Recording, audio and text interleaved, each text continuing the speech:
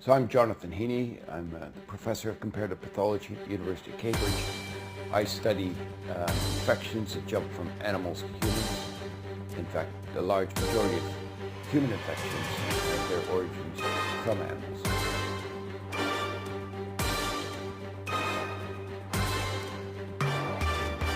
Well, coronaviruses are a large family of viruses. They have the largest RNA genome. And RNA, unlike DNA, is less stable, and there's a lot of changes that occur quite easily, which makes it very easy for these viruses to adapt and to modify and to change their behavior. And what we have as an example of this epidemic is a virus that has come from bats, possibly been amplified in markets in China.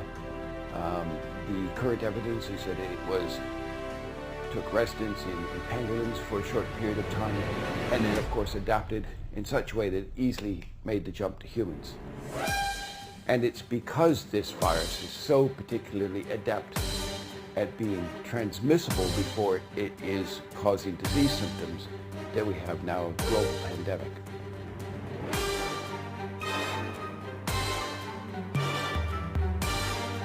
This is not another flu virus. We don't have any historical immunity in the human population. So this virus is just galloping through populations around the globe like there's no tomorrow. There's no resistance, and it's affecting people of all walks of life. The difference between flu is, of course, we have natural herd immunity. We understand it, it's known to us, we have vaccines for it. And of course, we're trying to make vaccines against pandemic flu. The reason we got involved in this vaccine race is because the Gates Foundation and Innovate UK have asked us to use our new technology to try to build a pandemic flu vaccine. A vaccine that's going to protect us from all the potential variants out there and that are likely to spill over from animals.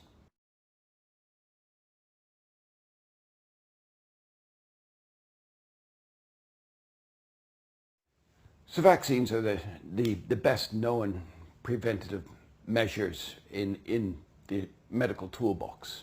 Historically, they've been used to eradicate important pathogens such as smallpox. We're pushing back on things like polio, and we can eradicate measles if we can get vaccines to everybody who really needs one. So these are really, really powerful tools against epidemics, and they protect us all the time from a great number of pathogens. What's different about our approach is that we use now genomics, the next generation sequence data that's coming out of epidemics from all around the world now, and we're able to computationally put these together to look at the sequences and then to design vaccines that are going to have features that are going to protect us from all those different variant viruses that are circulating amongst us.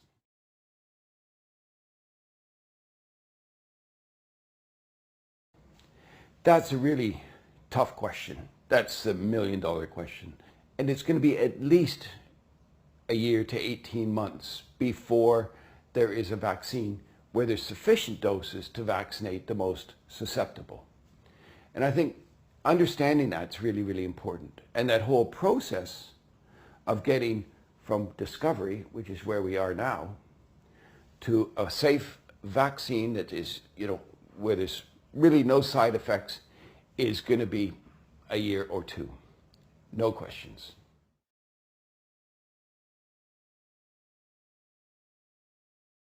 I predict, looking at the rapid spread of this, that and really how fast it's gone throughout all countries and all corners of the globe, we are going to still need a vaccine in 18 months or even a year or two from now.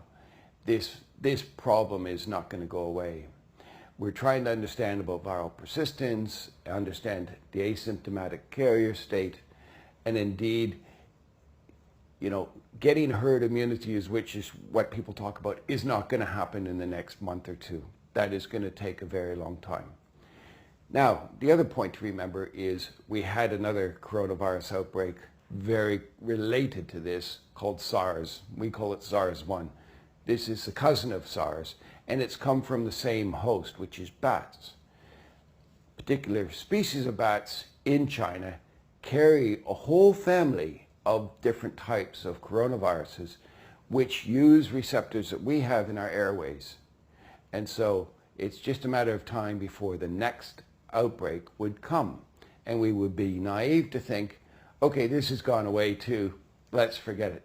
The point is that we're able to apply the same technology that we're using for a pandemic flu vaccine to the coronavirus problem.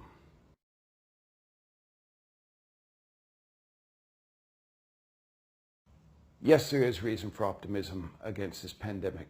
We have new technologies, we have new ways to make vaccines, as I just described. We have approaches to be able to get them around the world, and most importantly, every country now has got their shoulders behind this problem. As far as we know, control measures are being implemented to varying degrees, and I think with current knowledge and our ability, we will overcome this. But it is going to have a profound effect on our way of life and certainly on our economy. There's no doubt about that.